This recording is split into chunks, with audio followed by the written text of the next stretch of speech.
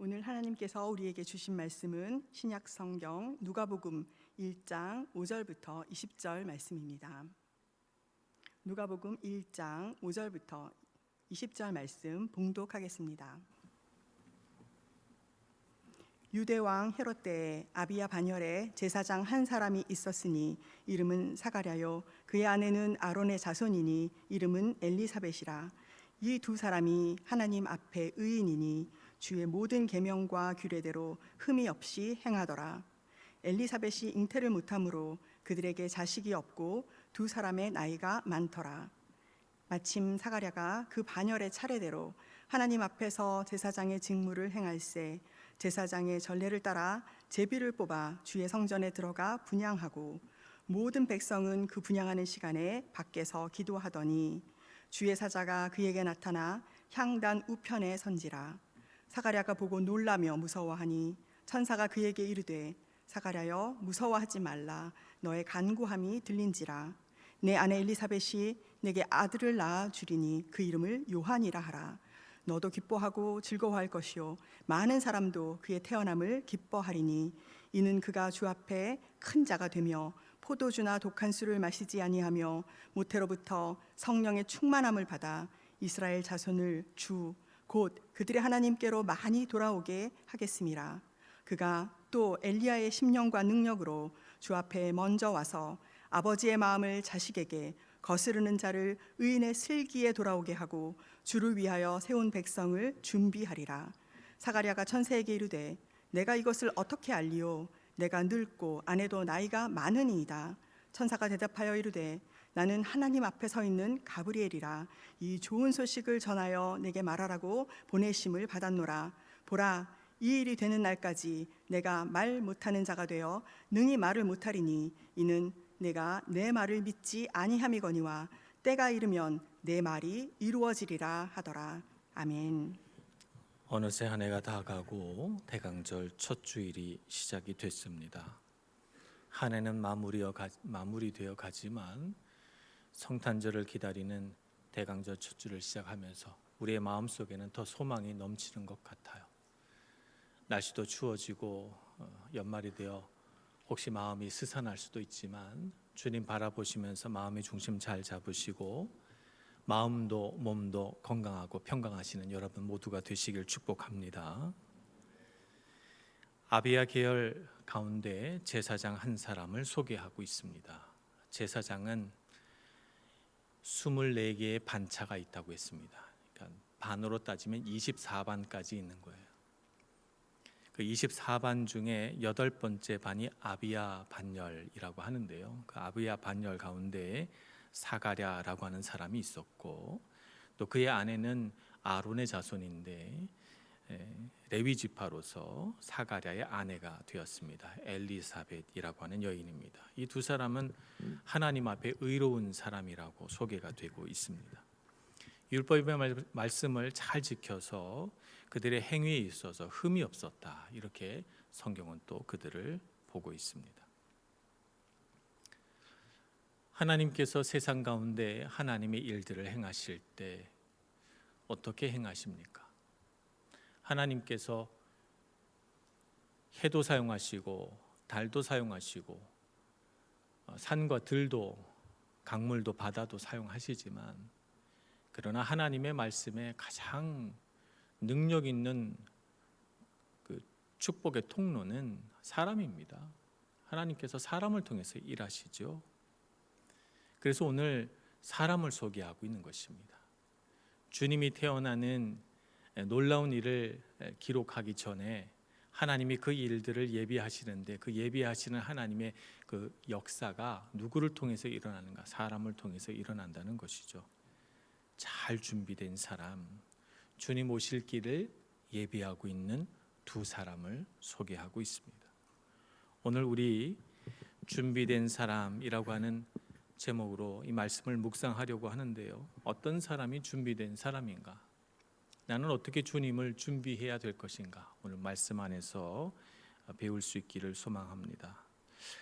준비된 사람, 첫째는 하나님의 마음을 아는 자가 잘 준비된 사람입니다. 오늘 말씀을 보면 하나님의 말씀이 흘러가는 두 줄기가 있습니다.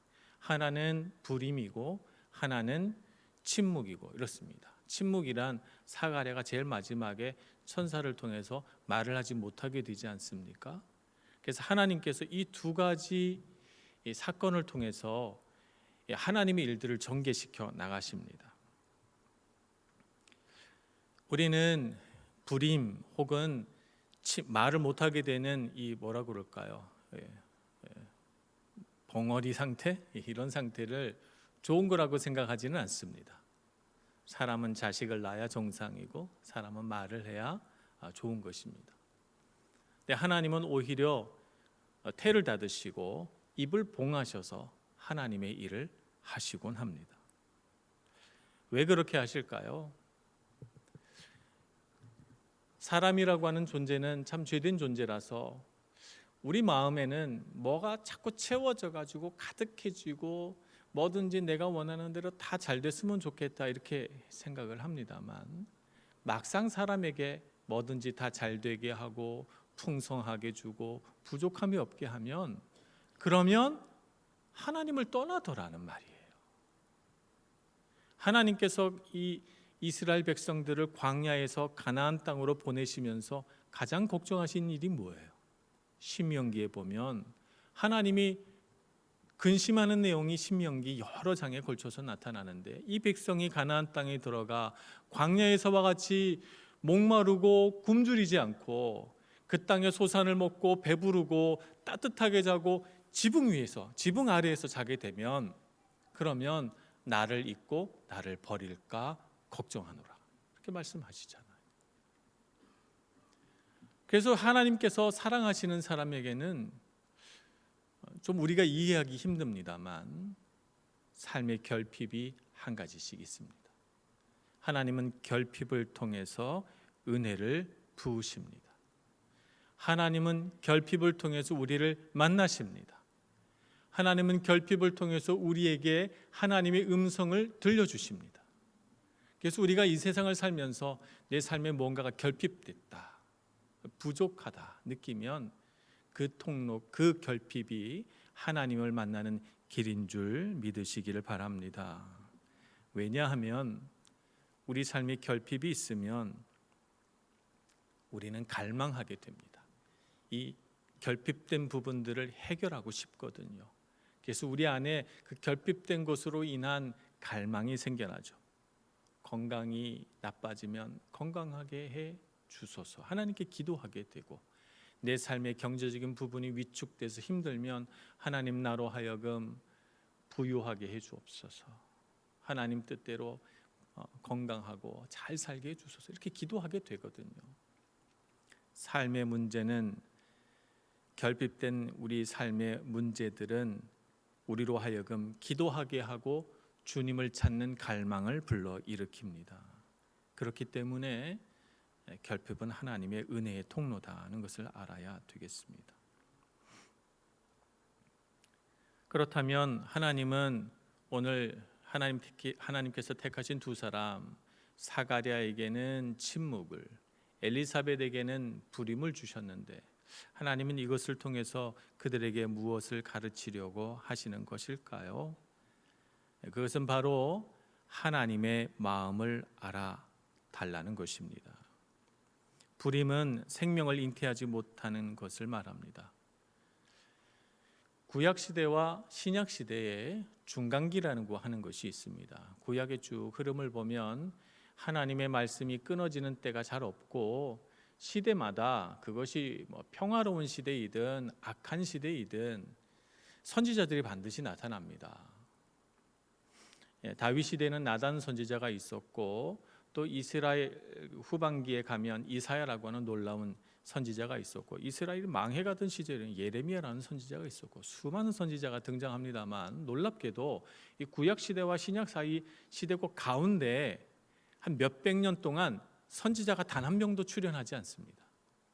그래서 학자들은 그 사이의 시대를 중간기라고 부릅니다. 신구약 중간기. 그리고 그 시대를 어떤 분은 암흑기다 이렇게 부르기도 합니다. 하나님의 말씀이 끊어진 시기라는 것이죠. 이스라엘 백성들이 영적인 불임 상태에 빠졌습니다. 하나님의 말씀을 바라지 않고 갈망하지 않고 믿음이 약해져가고 소망이 사라져가는 시대에, 그래서 그 시대를 바라보며 생명을 더 이상 내어놓지 못하는 그 시대의 이스라엘 사람들을 바라보며 하나님의 마음이 너무너무 안타까운 것이죠. 그래서 엘리사벳이 갖고 있는 이 불임은 하나님의 그 안타까운 감정을 느끼게 해주는 통로인 것입니다. 생명을 낳지 못하여 고통하는 엘리사벳의 마음은 너무너무 안타깝고 하나님을 향해 간절했을 것입니다. 그 마음처럼 하나님도 불임의 시대를 살아가는 이 이스라엘 백성들을 바라보며 안타깝고 속상하고 간절하시다라고 하는 것입니다. 그래서 그 마음을 알으라고 하는 것입니다. 또 그 시대에는 하나님의 말씀을 전할 자가 없었습니다. 이제 하나님의 아들 예수 그리스도가 이 땅에 태어나는데 이 구원의 복된 소식을 전하고자 해도 하나님 말씀을 전해줄 사람이 없다는 것이죠. 너무너무 드물다는 것입니다. 그래서 이 땅을 향하여 말씀하시고자 해도 말씀할 통로가 보이지 않아서 답답한 주님의 마음을 사가랴의 입을 봉하여 그의 마음을, 그가 생명을 잉태하게 됐다는 복된 소식을 듣고도 말을 할 수 없게 된 그 답답한 마음으로 하나님께서 표현하고 있는 것입니다. 우리는 이 세상을 살면서 많은 결핍을 경험합니다. 하나님, 이것 때문에 너무 힘들어요. 왜 내 삶에 이런 어려움들을 주셨습니까? 주님께 간절히 기도하고 주님을 붙듭니다. 우리의 마음이 얼마나 안타까운지, 우리 마음이 얼마나 괴로운지 우리는 너무 잘 압니다. 그런데 우리는 하나님의 마음은 모릅니다.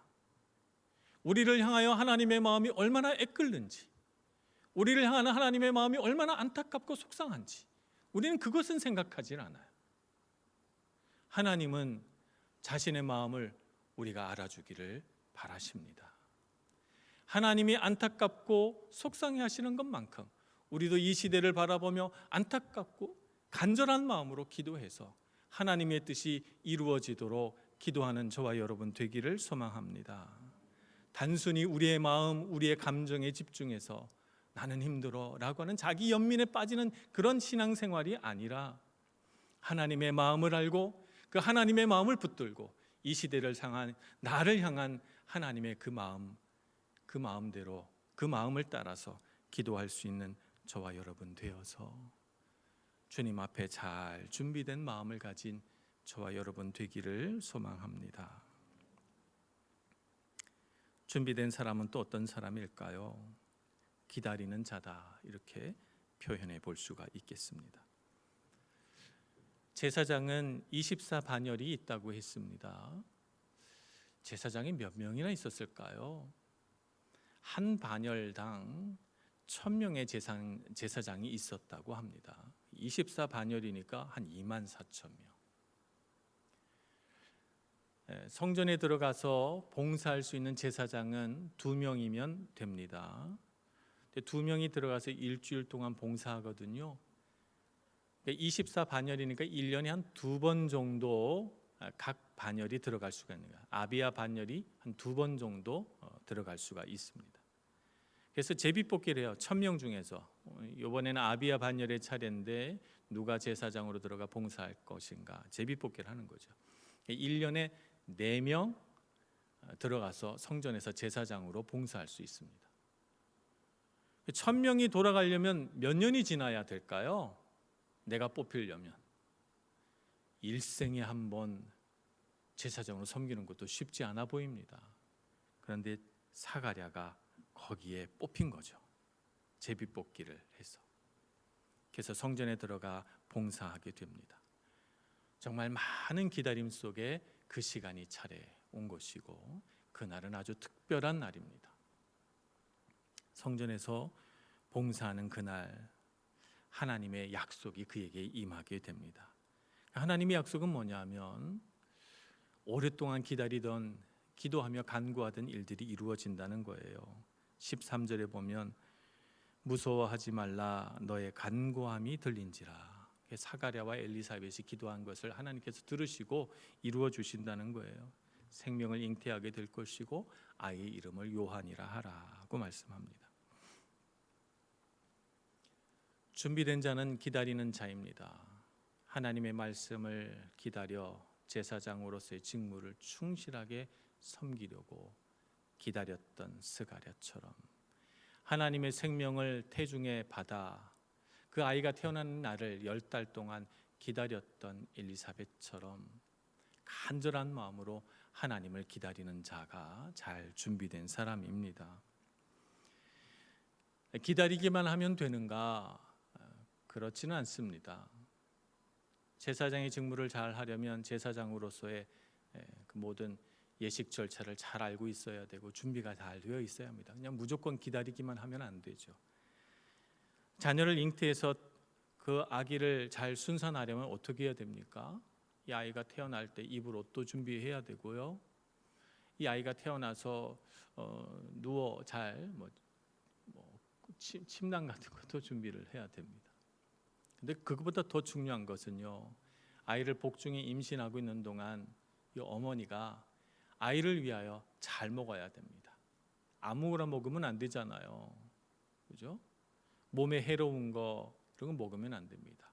좋은 음식 먹고 또 피곤하지 않게 잘 자고 건강 유지해야 됩니다. 몸의 건강만 필요한 건 아니죠. 생각도 긍정적으로 생각해야 됩니다. 아이를 복중에 임신하고 있으면서 막 근심하고 우울해하고 스트레스에 시달린다면 이 복중에 있는 아이도 똑같은 스트레스를 받으면서 무슨 일인지도 모르면서 이 아이는 굉장히 고통스러워할 것이기 때문입니다. 그러니 좋은 생각해야 되고 긍정적으로 생각해야 되고 마음이 평안해야 되고, 그러니까 이 아이를 임신하면 어떻게 됩니까? 모든 것이 이 아이에게 초점 맞춰져서 이 아이 생명이 태어나는 그날까지 나의 삶의 태도, 습관, 기준 모든 것이 생각까지 다 달라지게 됩니다. 농부가 농사를 지을 때 어떻게 합니까? 봄에 씨를 뿌리고 그냥 원두막 밑에 앉아서 쉬기만 하면 저절로 곡식이 됩니까? 그렇지 않습니다. 때가 되면 다 잡초 뽑아줘야 되고요. 또 때가 되면 악한 해충이 곡식을 해하지 못하도록 약도 뿌려줘야 되고요. 곡식이 잘 자라도록 물기를 터서 가물지 않도록, 또 물이 너무 넘쳐서 식물이 또 상하지 않도록 늘 관심을 가지고 돌보아야 됩니다. 농부의 모든 관심은 내가 뿌린 씨가 잘 자라서 가을이 돼서 정말 곡식이 주렁주렁 달릴 것인가, 거기에 초점 맞춰져 있죠. 모든 것이 추수 때에 초점 맞춰져 있습니다. 생각해 보면 우리 인생은 기다림의 연속이다 이렇게 말할 수 있습니다. 신앙도 기다림입니다. 주님을 기다리며 사는 것이 우리의 신앙 아니겠습니까? 어떻게 해야 잘 기다리는 것일까요? 우리가 아이를 복중에 가졌을 때 좋은 생각하고 좋은 음식 먹고 그렇게 하면서 이 아이가 건강하고 아름답게 태어나기를 기다리는 것처럼, 오늘 우리도 주님을 기다릴 때 그런 마음으로 모든 생각을 주님께 초점 맞춰서 기다려야 될 줄로 믿습니다. 그것이 잘 기다리는 것입니다. 예수님의 비유에 보면 10처녀의 비유가 등장합니다. 신랑이 오기로 되어 있는데 어찌 된 일인지 신랑이 더디 옵니다. 기다리죠. 기다리면서 밤이 되니까 졸음도 오고 그렇게 됩니다. 그런데 5처녀는 등불은 준비했지만 그 안에 기름을 준비하지 못했습니다. 5처녀는 등불도 준비하고 그 안에 기름도 잘 준비되어 있죠. 언제 오겠어? 온다는 소식 들으면 그때 가서 등불에다가 기름 채우지 뭐 이렇게 생각하는데, 뜻밖의 졸고 있는 사이에 갑자기 신랑이 온다고 하니까 허둥지둥 일어나서 기름 좀 빌려달라고 합니다. 이 기름을 빌려주면 너와 내가 다 쓸 것이 부족할 것 같으니 너는 얼른 가서 기름을 사오라, 이렇게 기름을 준비한 5처녀가 말합니다. 기름 사러 막 간 사이에 신랑이 와버렸네요. 그래서 기름을 준비한 5처녀는 신랑을 맞이해서 들어가고 잔치자리에 문이 닫혀버립니다. 기다리긴 했지만 잘 기다리지 못해서 다섯 처녀는 잔치자리에 들어가지 못하게 되는 것이죠. 마냥 시간만 가는 것이 기다림은 아닙니다. 잘 준비하며 기다려야 됩니다. 주님께 초점 맞춰서 기다려야 됩니다. 주님의 말씀을 듣고 주님의 뜻이 이루어지길 바라고 내 삶의 문제들 가운데 하나님의 능력과 은혜를 초대하여 그렇게 하나님의 역사가 이루어지도록 하며 기다리는 것. 우리 삶 가운데 하나님을 초대하여 하나님이 우리 삶 가운데 주인 노릇 하시는 것, 주님의 주권이 이루어지는 것, 이것이 잘 기다리는 것입니다. 그러니 여러분, 신앙은 기다림이다라고 하는 것을 기억하시고 기다리는 데 있어 능력 있으신 여러분들 되시길 축복합니다. 믿음으로 잘 준비하셔서 여러분의 은혜의 등불에 기름이 떨어지지 않도록 항상 가득 채워 놓으시기를 축복합니다. 세 번째는 잘 준비된 자는 돌아오게 하는 자입니다. 사가랴와 엘리사벳은 이제 잉태하여 아들을 낳게 됐죠. 이름이 요한인데 세례를 베푸는 자다. 그래서 예수님의 제자 요한과 구별하려고 세례 요한이다 이렇게 부르고 있습니다. 하나님은 요한이 세상에 태어나기 전에 그가 역사하시기, 그가 하나님의 일들을 가지고 이 땅에서 사역하기 전에 사가랴와 엘리사벳이라는 잘 준비된 부모를 요한에게 주셨습니다. 그래서 요한이 태중에 있을 때부터 그렇게 하나님의 능력과 은혜 가운데 성장하고 태어나서 오늘 말씀에 보니까 태중에서부터 성령의 충만함을 받아서 이스라엘 자손을 하나님께로 많이 돌아오게 할 것이다 라고 말씀합니다. 그래서 그 많은 백성들이 돌아오게 해서 주님의 길을 예비하는 거죠. 그래서 주님이 오시기 전에 막 이스라엘 안에 영적인 부흥 상태가 막 일어나게 하는 것이죠. 몇백 년 동안 선지자가 끊어진 상태에서 요한이라고 하는 놀라운 선지자가 출현하니까 사람들이 얼마나 많이 놀랐겠습니까? 그죠? 그래서 막 영적인 부흥이 일어나는 상태에서 주님이 오시게 되고 주님을 향하여 그는 그리스도다라고 증거하는 최초의 사람이 되게 되는 것입니다. 하나님의 마음을 알고 믿음과 소망을 가지고 기다리던 사람이 이 땅에서 해야 할 일은 무엇입니까? 그것은 바로 잃어버린 하나님의 자녀들을 하나님께로 돌아오게 하는 일이다라고 말할 수가 있겠습니다. 돌아오게 하는 자가 되어야 합니다. 우리가 주님을 기다리면서 이 땅에서 우리가 살아가면서 우리가 정말 주된 사역으로 해야 될 일은 돌아오게 하는 일입니다. 떠나가게 하는 자가 되면 안 됩니다. 마음과 마음이 멀어지게 만들고 갈라지게 만드는 사람이 어떻게 하나님 손에 쓰임 받을 수 있겠습니까? 그죠? 하나님은 은혜가 풍부하시고 하나님은 성부, 성자, 성령 하나님이 하나로 연합된 분이시기 때문에 하나님은 마음이 합해지고 연합되고 하나 되는 걸 좋아하십니다. 그래서 하나님은 돌아오게 하는 사역을 하고 싶어 하세요. 그래서 우리는 떠나가게 하는 자가 되면 안 됩니다. 돌아오게 하는 자가 되어야 됩니다. 작은 문제를 큰 문제 만들지 말아야 되고 단순한 문제를 복잡한 문제로 만들면 안 됩니다. 자녀의 마음을 하나님께로 돌이키게 하는 자, 성령의 충만함을 받아서 하나님 아버지의 마음을 이 백성에게 전달하여 자식이 아버지의 마음을 알 수 있게 해주는 자, 어리석은 자가 그 어리석음에서 떠나서 슬기롭게 되게 만드는 사람, 그런 사람이 되어야 하는 것입니다. 이 시대가 필요로 하는 사람은 바로 이런 사람입니다. 오늘날 이 세대를 바라보니 분열과 반목이 있는 시대요, 갈등과 갈라짐이 도처에서 일어나는 세대입니다. 그래서 사람들이 마음에 참 많은 상처와 아픔을 가지고 살아갑니다. 심지어는 교회 안에서도 그런 일들을 경험했기 때문에 교회 안에서도 상처 입은 심령들이 있습니다. 우리는 어떻게 하나님 앞에 쓰임 받아야 합니까? 돌아오게 하는 자가 되어야 합니다. 갈라지게 하는 자가 되면 안 됩니다. 돌아오게 하고 하나 되게 하고 방황하는 마음을 붙들어 하나님 앞에 서게 하고 화합하게 하는 자, 복잡한 문제 속에서 고민하는 영혼들을 하나님을 믿는 단순한 일 앞에 세워주는 자, 그런 사람이 되어야 하는 것이죠. 이런 사람이 하나님 앞에 부르심 받은 자요, 잘 준비된 사람입니다.